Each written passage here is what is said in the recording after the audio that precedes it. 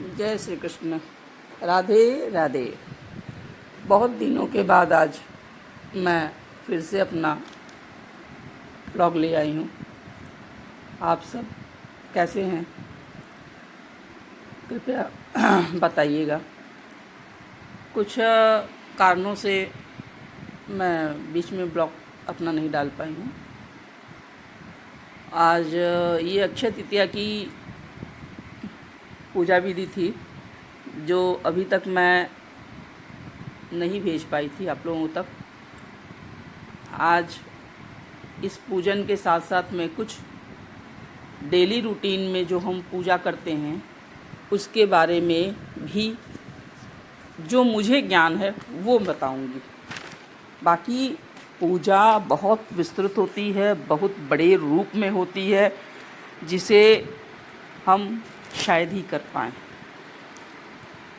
अक्षय तृतीया के दिन तो मेनली विष्णु जी की पूजा होती है, लक्ष्मी जी की पूजा होती है। तो मैं लक्ष्मी जी और राधा जी को पहले ही स्नान करवा के वस्त्र धारण करवा के आसन दे दी थी। फिर उसके बाद विष्णु जी और मेरे बाल गोपाल कान्हा कन्हैया गोपाल जी शालिग्राम महाराज जी को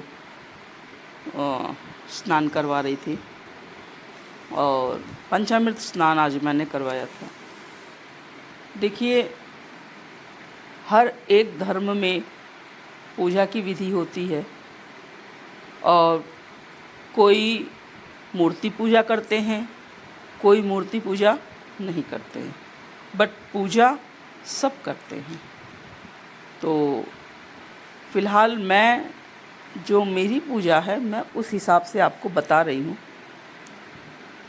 कभी भी जैसा कि हमने वास्तु शास्त्र में भी देखा है और हमारे धर्म में भी जैसे कि लिखा हुआ है या नहीं है ये मैं नहीं बताऊंगी, धर्म के बारे में नहीं जानती हूँ मैं, लेकिन ये मैं जानती हूँ अब तक कि हमारी जो पूजा की मंदिर है या पूजा का स्थान है वो कभी भी ईशान कोण यानी नॉर्थ ईस्ट में होनी चाहिए, उत्तर पूर्व दिशा में होनी चाहिए। अगर इस दिशा में हमारा पूजा का मंदिर है तो the best, not only the best but best से भी ऊपर बेस्ट है ये। तो हमारा सबसे फर्स्ट चीज़ यही है कि हमारा ऐसे होना चाहिए। और हम भाई रेंटेड हाउस में रहते हैं और बहुत सी चीज़ें ऐसी हमारे साथ होती हैं जो हम उस जगह पे नहीं कर पाते हैं। तो ऐसी दशा में हमें पूजा का एक चीज़ तो बिल्कुल ही ध्यान रखना चाहिए कि हमारा पूजा करते समय हमारा मुंह पूरब या उत्तर की दिशा में ही होना चाहिए। और दूसरी चीज़, अगर अपना घर पश्चिम मुँह है तो हमको शाम होते होते दिया प्रज्वलित कर देना चाहिए। जो हम घर के बाहर दिया रखते हैं उस चीज़ की बात कर रही हूँ मैं, वो दिया बाहर हमको रख देना चाहिए। शाम को जो दिया हम जलाते हैं उसका मुंह कभी भी, उस बाती का मुंह कभी भी पश्चिम दिशा में होता है और दिन में जब हम जलाते हैं तो उस दिए का मुख पूर्व दिशा में होता है। तो ये हो गया। दूसरी बात भाई, हर एक उसमें ये होता है कि जब बच्चे बड़े हो जाते हैं, भाई ऐसा होना तो नहीं चाहिए लेकिन भाई होता है और होता आया है, होता रहेगा, क्योंकि हम शायद चाहते ही नहीं एक साथ रहना। वो पहले वाली फैमिली एक साथ रहने वाली अब नहीं रह गई है। तो भाई भाई का बंटवारा ज़रूर होता है, जो दुनिया का सबसे गंदा नियम है। तो जब बंटवारा होता है तो भाई मैं एक बात ये कहूँगी कि घर का बंटवारा करिए, मंदिर का बंटवारा कभी नहीं होता है। न मंदिर बंटता है, न हर एक कमरे में अरे मेरा मंदिर इस कमरे में हो गया, मेरे को तो ये कमरा मिल गया तो ये हो गया, ऐसा नहीं होना चाहिए। मंदिर नहीं बंटता है। तो मंदिर एक ही होना चाहिए जहाँ कोई भी आए जाए और उसकी साफ़ सफाई उसी तरह से होनी चाहिए।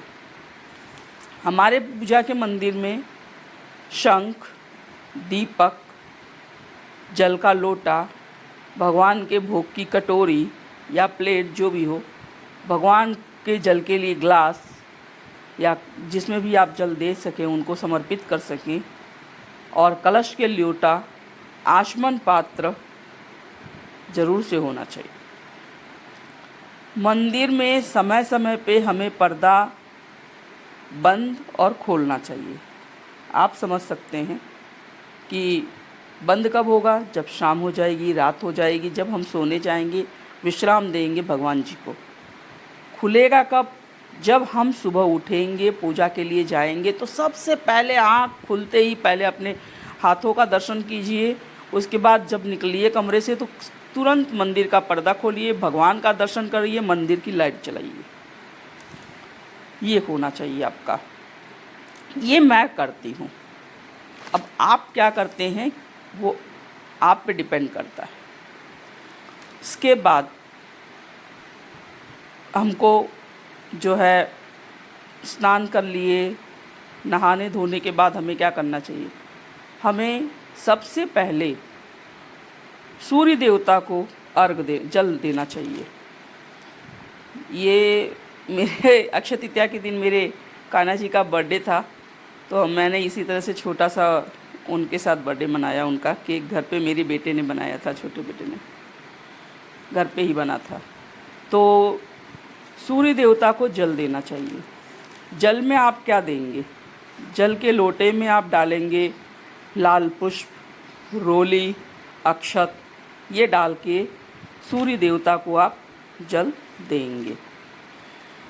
सूर्य देवता को जल देने के बाद अगर आप सही में पूजा पाठ करते हैं और आप सही में हिंदू परंपरा को निभाते हैं तो आपके घर के आंगन में माँ तुलसी जी ज़रूर होंगी। फिर तुरंत वहीं पे आप तुलसी जी को जल दीजिए। तुलसी जी को जल देने के बाद आप घर में आइए और घर में आके गणेश जी के पूजन से आप पूजा शुरू करेंगे। सबसे पहले तो आप क्या करेंगे, सबसे पहले आप घर में पूजा का दिया जलाएंगे, जो भी आप दिया जलाते हैं। वैसे तो लोग कहते हैं 2 दिया जलाया जाता है, दाहिनी ओर भगवान के घी का दिया जलता है और बाएं ओर भगवान के लंबी बाती की लाल बत्ती की तेल का दिया जलता है। तो भाई हम नहीं 2 जला रहे तो सिंगल दिया भी जला रहे तो ठीक भगवान के सामने पूर्व दिशा में बत्ती करके दिया जलाइए। दिया जलाने के बाद उनका आचमन कीजिए। आचमन करने के बाद आप जो है वो उसको भगवान को स्नान करवाइए। स्नान करने के लिए मैंने कई बार उसमें अपने वीडियोस में दिया भी है। आप छींटा दे के उसे आचमनी के उसे दीजिए और या फिर जो है उसको पोंछिए, तस्वीरों को पोंछ के साफ़ सुथरा करिए। फिर कुमकुम, रोली, टीका, सिंदूर जो उनको समर्पित लगाना है उसको लगाइए यथावत। जैसे विष्णु भगवान हैं, अपने ठाकुर जी हैं, आप उन सबको चंदन लगाइए, भोलेनाथ को चंदन लगाइए, बाकी लोगों को रोली लगाइए, गणेश जी को सिंदूर समर्पित कीजिए। इस तरह से पूजा शुरू कीजिए। भोग लगाइए, भोग दीजिए भगवान को और इस तरह से आप पूजा करिए। इस तरह से पूजा करिए। उसके बाद आपको क्या करना चाहिए कि जो है बड़े बड़े जैसे त्यौहार आते हैं और एकादशी है, पूर्णिमा है, इन सब दिनों में भगवान के वस्त्र ज़रूर बदल दीजिए। मंदिर की सफाई ज़रूर कर दीजिए। सफाई तो रोज़ करते हैं, बट मेनली उस दिन ऐसा सफाई कीजिए कि मंदिर हमारा चमक उठे। और नहीं कर पाते हैं रोज़ एकादशी या पूर्णिमा को, तो भाई महीने में 1 बार तो भगवान के मंदिर को साफ़ कीजिए। अगल बगल का कूड़ा करकट, उसके अगल बगल लगे हुए जाले, इन सब को साफ़ तो कीजिए। तो ये इसलिए मैं कह रही हूँ कि मैं एक दिन मंदिर वहाँ गई थी सामान ख़रीदने के लिए दुकान पे, तो मैंने देखा एक मैडम दुकान पे बैठी थी और वो जो है उनके मंदिर के इर्द गिर्द इतने जाले लगे थे कि अब मैं क्या बताऊँ आपको। मुझे देखकर मेरा मन बहुत दुखित हो गया था उस दिन। तो ऐसा ना कीजिए कि भगवान के अगल बगल जाला रहे। आप भगवान के अगल बगल गंदगी मचा के क्या सोच सकते हैं कि आप खुश रह सकते हैं? आपका ऑरा, आपका चारों ओर कैसा होगा वो? तो आप इस चीज़ को बिल्कुल ध्यान रखिए कि एक बार कितना भी कोई काम करता होगा ना व्यक्ति, उसको भी 1 महीने में एक छुट्टी तो मिल ही जाती है। तो वो छुट्टी आप भगवान के लिए यूज कीजिए। मंदिर में खंडित मूर्ति कतई मत रखिए। मूर्ति खंडित हो गई है तो उसको वहाँ से हटा दीजिए। और जो है, जो भी मंदिर से गंदगी निकलती है, अक्षत, पूजा, सूखा फूल, इन सब चीज़ों को, उसी दिन मेरी बेटी का भी बर्थडे था तो सारा काम उसी दिन हुआ था। ये सब चीज़ों को हटाइए और सबको ज़मीन के नीचे गाड़िए, किसी भी नदी में मत डालिए। नदियों में डालने से कपूर जलाइए अपने मंदिर में।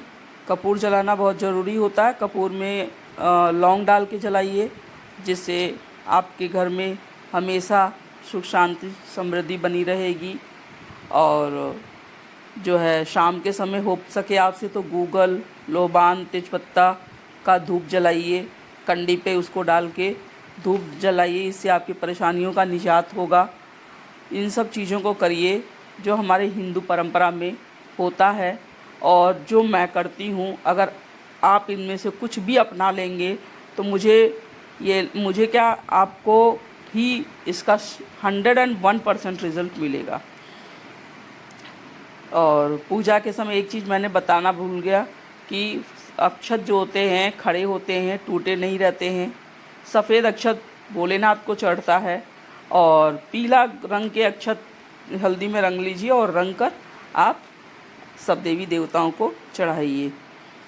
तो इस तरह से मैं बहुत छोटा सा पूजन का बात आपको बताई हूँ, जिसे कीजिए। मंदिर में शंख ज़रूर बजाइए और घंटी और धूप दीप दिया जो भी आप जलाते हैं वो अपने हर कमरे में घुमा दीजिए। ज़रूर से घुमाइए इसे, और घुमाएंगे तो कोने ओने इधर उधर जो भी आपको ऐसा लगेगा कि ये हमारे अगल बगल ठीक नहीं है, हमारे मन अशांत शांत है, तो वो अच्छा हो जाएगा।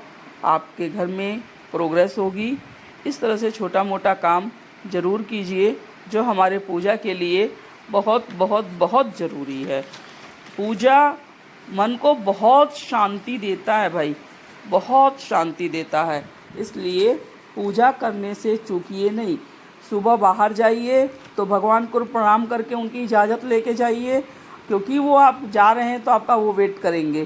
तो आते हैं जब अपने घर में, फिर उन्हें प्रणाम कीजिए, प्यार से उनके साथ बात कीजिए और उसके बाद आप अपना जो भी काम करना हो करिए, क्योंकि आपका वेट वो करते रहें जब तक कि आप फिर घर में नहीं आ जाते हैं। इस तरह से आप अपनी परंपरा को बनाए रखिए और ये बहुत ज़रूरी है। चलते चलते एक रिक्वेस्ट मैं आप सबसे करूँगी कि गर्मी बहुत तेज़ पड़ रही है। आने वाली पीढ़ी को बचाने के लिए अपने पर पर्सन जितने आपके घर में सदस्य हैं, आप सब मिलके यानी अलग अलग एक पौधा ज़रूर लगाइए और उसकी देख रेख कीजिए। इतना सुंदर पौधा लगाइए जो हमारे लिए ज़रूरी है। बेल है, नीम है, पीपल है, बरगद है, ऐसे पौधों को ज़रूर लगाइए। देखिए आज 47-48 डिग्री तक गर्मी पहुंच जा रही है। कल को जब 50 और 55 पहुंचेगा तो सोचिए कि हम और आप जीवित रह पाएंगे। राधे राधे, जय श्री राधे।